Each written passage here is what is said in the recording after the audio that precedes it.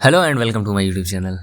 मैं आपके सामने आज एक बहुत ही अनोखी कहानी सुनाने जा रहा हूँ आपको। इसके लेखक हैं ओ हेनरी और कहानी का टाइटल है, शीर्षक है 20 साल बाद। तो शुरू करता हूँ। एक पुलिस अधिकारी बड़ी फुर्ती से सड़क पर गश्त लगा रहा था। रात के अभी मुश्किल से 10 बजे थे, लेकिन हल्की हल्की बारिश तथा ठंडी हवा के कारण सड़क पर बहुत कम आदमी नजर आ रहे थे। सड़क के एक छोर पर एक गोदाम था। जब पुलिस अधिकारी उस गोदाम के करीब पहुंचा तो उसके दरवाजे के पास उसने एक आदमी को देखा। वह आदमी मुंह में बिना जला हुआ सिगार दबाए हुए झुक कर खड़ा था। पुलिस अधिकारी उसके पास गया तो उस आदमी ने कहा, मैं यहाँ अपने एक दोस्त का इंतजार कर रहा हूँ। हमने 20 वर्ष पहले यहाँ मिलने का वादा किया था। आपको यह मेरी बात बहुत अजीब लग रही होगी, लेकिन यह सच है। यह कहकर उस आदमी ने दिया सलाई की तीली जलाकर सिगार सुलगाया। दिया सलाई यानी माचिस की तीली।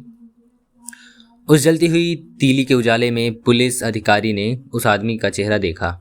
उसका चेहरा पीला था, आंखों में चमक थी तथा दाहिनी भौं के पास एक छोटा सा दाग था। उसके टाइपिन में एक बड़ा सा हीरा कुछ अजीब तरह से जड़ा हुआ था।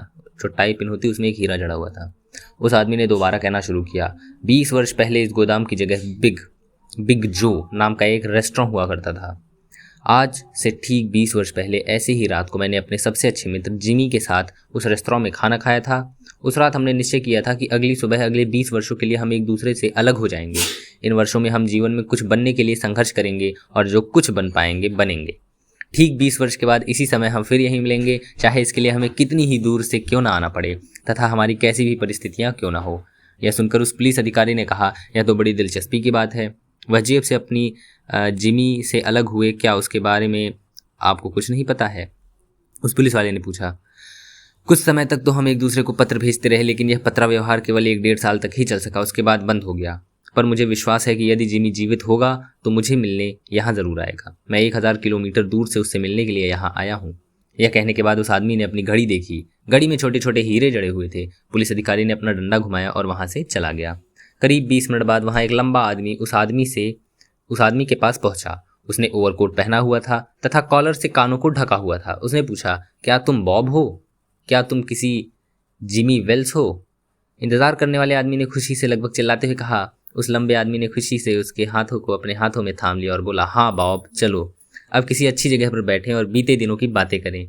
वो दोनों दोस्त मिल चुके थे और दोनों एक दूसरे का हाथ थामे हुए चल पड़े।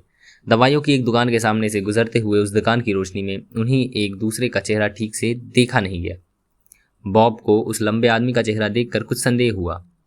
फिर वह अचानक गुस्से में भड़क कर बोला, तुम जिमी वेल्स नहीं हो। मैं मानता हूं कि 20 वर्षों का समय बहुत अधिक होता है, लेकिन इतना अधिक भी नहीं कि एक आदमी की नाक चौड़ी से पतली हो जाए।